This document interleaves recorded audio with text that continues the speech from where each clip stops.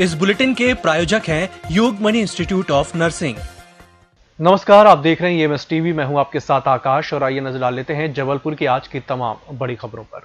शहर के मड़ोताल थाना क्षेत्र में इन दिनों चोरी की वारदातों में इजाफा हो गया है। चोरी बढ़ती वारदातों को लेकर प्रदेश शासन की नीति के तहत जेल से रिहा किए अपराधी कोरोना के लॉकडाउन के बाद बड़ी भुखमरी और बेरोजगारी को दोषी माना जा रहा है। इस संबंध में युवक कांग्रेस के द्वारा मड़ोताल थाने में थाना प्रभारी रीना पांडे शर्मा को ज्ञापन भी सौंपा गया है। क्षेत्र में निरंतर अपराध प्रगति पर हैं, कंटिन्यू अपराध बढ़ रहे हैं, चोरी हो रही है, चेन स्नैचिंग हो रही है, जबकि टोटल लॉकडाउन रविवार को रहता है, उसके बाद भी शराब की दुकान में पर्दा खोल के शराब बिक रही है। इन सारी घटनाओं को अवगत कराते हुए हमने एक ज्ञापन दिया है और ये मांग की है कि विगत दिनों में यदि हालात नहीं सुधरे तो हम सभी कांग्रेस के द्वारा अभी हमने आपको ज्ञापन दिया है, उसके बाद हम धरना प्रदर्शन देंगे और निरंतर चरणबद्ध तरीके से आंदोलन करेंगे। अभी वर्तमान में बहुत सारे चोर वगैरह छूट के आए हैं जिनकी चेकिंग वगैरह प्रॉपर चल रही है और अभी ये कोविड का भी साइड इफेक्ट कह सकते हैं और इसके लिए धरपकड़ चल रही है। योग दिवस 21 जून को शुरू हुए महाअभियान में 60 से 80 हजार लोगों को वैक्सीन लगाने की तैयारी है। 320 सेंटर्स में 8 पर कोवैक्सीन की सिर्फ दूसरी डोज लगाई जा रही है। वहीं 312 सेंटर्स पर 18 से अधिक के सभी लोगों को कोविशील्ड के पहले और दूसरे डोज लगाए जा रहे हैं। हर सेंटर्स पर एक स्टार को कमान सौंपी गई है जो लोगों को वैक्सीनेशन के लिए प्रेरित करेगा। जिले में आज 312 सेंटर्स पर कोविशील्ड वैक्सीन ही लगवाने का विकल्प दिया गया है। शहर में हर वार्ड में एक सेंटर बने हैं, वहीं ग्रामीण क्षेत्रों में ग्राम पंचायत स्तर पर वैक्सीनेशन सेंटर बने हैं। वैक्सीनेशन के महाअभियान के लिए जिला प्रशासन ने आम चुनाव की तरह तैयारी की है। रविवार को ही प्रशिक्षण के बाद वैक्सीनेशन बूथ के लिए दल रवाना कर दिए गए थे। वैक्सीन हमारे लिए, हमारे परिवार के लिए, उन सबकी जान की रक्षा के लिए सबसे कारगर उपाय है।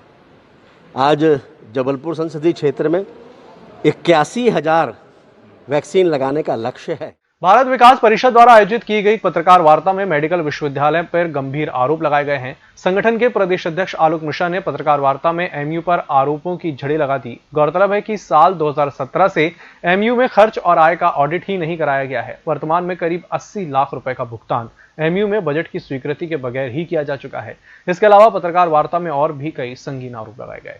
विश्वविद्यालय के तमाम अध्यादेश, अधिनियम, परिनियमों का उल्लंघन करते हुए तत्कालीन कुलपति डॉक्टर टीएन दुबे द्वारा घोर वित्तीय अनियमितताएं की गई।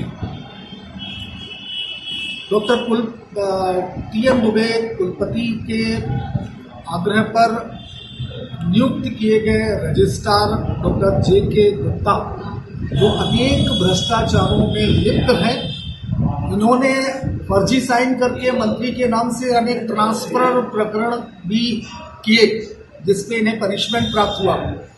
ये शैक्षणिक रूप से भी कुल सचिव के पद को डिजर्व नहीं करते हैं। फाइनेंशियल कंट्रोलर डेकाटे जी, ये इनको किसी बात का, अधिनियम परिनियम का ज्ञान तक नहीं है विश्वविद्यालय के। ऐसे अलीबाबा 40 चोरों का एक गिरोह इस पूरे विश्वविद्यालय को हैंडल कर रहा है और उसमें बड़ा उल्लेखनीय बात कि अभी तक आप लोगों के माध्यम से मैं आम जन तक भी ये बात पहुंचाना चाहता हूं कि बगैर बजट प्रस्तुत किए राज्य शासन, केंद्र शासन और किसी भी संस्थान में कोई वित्तीय क्रम नहीं किया जाता। सबसे अनिवार्यता होती है बजट की प्रस्तुति। 31 मार्च तक बजट की प्रस्तुति का एक समय निर्धारित किया गया है। 50 दिन से अधिक का समय व्यतीत होने पर भी विश्वविद्यालय में बजट पेश नहीं किया गया, पास नहीं किया गया और उसके बाद लाखों रुपए का भुगतान किया गया। खमरिया थाना क्षेत्र सैनिक सोसाइटी प्रदर्शनी कॉलोनी में पानी का पाइप लगाने पर पड़ोसी युवक ने धारदार हथियार से अपने ही पड़ोसी पर हमला कर दिया। जानकारी के अनुसार रविवार को खमरिया थाने पहुंचे सैनिक सोसाइटी प्रदर्शनी कॉलोनी से घायल हुए जगदीश बैगा ने थाने में रिपोर्ट दर्ज कराई है। थोड़ा सी बाड़ी लगा रहे थे वहाँ पर मकान लगाने के लिए, वो बोलता है यहाँ से बाड़ी नहीं लगेगी, नहीं तो पक्का मार दूंगा, गर्दना का कर दूंगा करके। हमने बोले मजाक कर रहा है, धोखा पता वो आया, धोखा से पीछे से मार दिया पक्का। कौन है वो? अरे वो रहता बाजू संजू रहेगा। Yogmani institute of nursing, Jamdar hospital Jabalpur.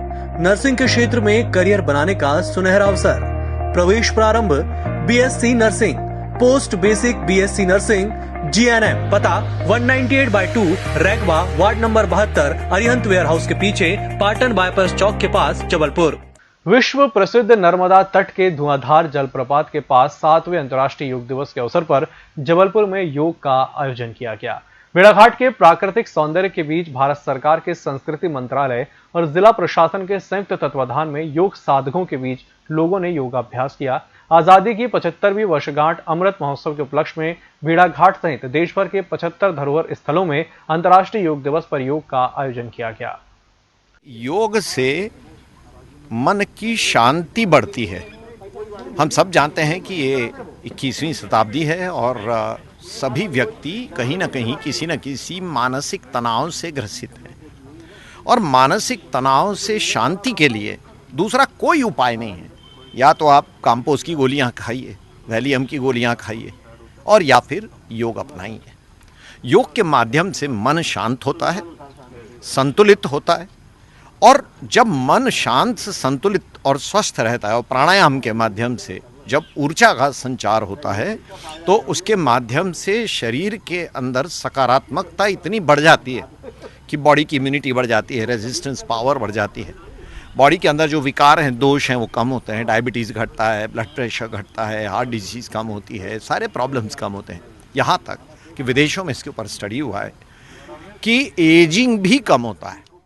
योग केवल शरीर को भर स्वस्थ नहीं करता, बल्कि शरीर के साथ साथ मन, परिवार, समाज और देश के लिए भी, इन सबके स्वास्थ्य के लिए भी लाभदायक है। और इसीलिए योग दिन प्रतिदिन लोग अपनाएं, करें। विशेष रूप से आज की जो परिस्थिति रही है, जिस पैंडेमिक से हम सभी गुजरे हैं, अभी समाप्त नहीं हुआ है, इसको वैज्ञानिकों ने भी माना है कि योग न केवल हमारे शरीर की प्रतिरोधक क्षमता यानी बॉडी की इम्यूनिटी को बढ़ाता है, बल्कि उसके साथ साथ रोग हमसे दूर रहें, इसके लिए भी शरीर को तैयार करता है। और मुझे बड़ा गर्व और खुशी हो रही कि इस रमणीक स्थान का माँ नर्मदा की पावन गोद में जो यह कार्यक्रम हुआ है, योग दिवस का कार्यक्रम हुआ है, निश्चित रूप से आदरणीय प्रहलाद पटेल जी इसमें बधाई के पात्र हैं। जो हमारी बाहर से टीम आई है योगाचार, उनको बहुत बहुत साधुवाद और धन्यवाद देता हूँ। वर्गीय विधानसभा को स्वागत करता हूँ और मैं ऐसी कामना करता हूँ कि इस तरह के आयोजन हमारी प्रत्येक पंचायतों में ऐसे आयोजन होना चाहिए ताकि लोग योग की शिक्षा ले सकें और योग को अपने शरीर को निरोग रख सकें। यहाँ पर धुआंधार जलप्रपात केंद्र में योग दिवस मनाया जा रहा है। पूरे भारतवर्ष में अपने आज़ादी के लिए 75 साल पूरे हो गए भारत के, इसलिए पूरे भारतवर्ष में इस प्रकार के 75 कार्यक्रम आयोजित किए गए हैं संस्कृति मंत्रालय भारत सरकार की ओर से। उसमें से एक जो कार्यक्रम था, ये जो भेड़ाघाट में आयोजित किया गया, ये कार्यक्रम में योग दिवस अत्यंत उत्साहपूर्ण वातावरण में बनाया गया। इसमें काफ़ी सारे लोगों ने हिस्सा लिया और सभी को मैं योग दिवस के इस शुभ अवसर पर सभी को शुभकामनाएं देता हूं।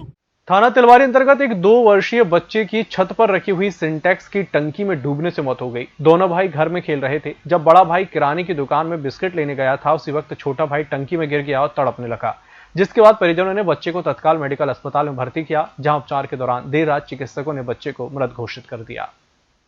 एल्गिन अस्पताल में आज सुबह सुबह जुड़वा बच्चों की मौत पर परिजनों ने जमकर हंगामा मचाया। परिजनों का कहना था कि बच्चों के इलाज में लापरवाही की गई, इसलिए उनकी मौत हुई। इसकी जानकारी जब मध्य मोर्चा पदाधिकारियों को लगी तो उन्होंने अस्पताल जाकर विरोध प्रदर्शन किया। मध्य मोर्चा पदाधिकारियों का कहना था कि डॉक्टरों की लापरवाही के कारण बच्चे की जान गई है। इस पूरे मामले की जांच कराने के लिए कलेक्टर से मांग की जाएगी। शहर में चोरों का आतंक इतना बढ़ गया है कि अब सीजे बंगले के सामने भी चोर वारदातों को अंजाम देने में पीछे नहीं हट रहे हैं। हालिया मामला सिविल लाइन का है, जहां एक मकान का ताला तोड़कर चोर वारदात कर फरार हो गए। पुलिस ने बताया कि सीजे बंगले के सामने रहने वाले पेशे से खेती किसानी और मछली पालन करने वाले चंद्रवीर सिंह ने रिपोर्ट दर्ज कराई है। इस बुलेटिन में फिलहाल इतना ही। इसी के साथ मुझे दीजिए इजाजत। नमस्कार।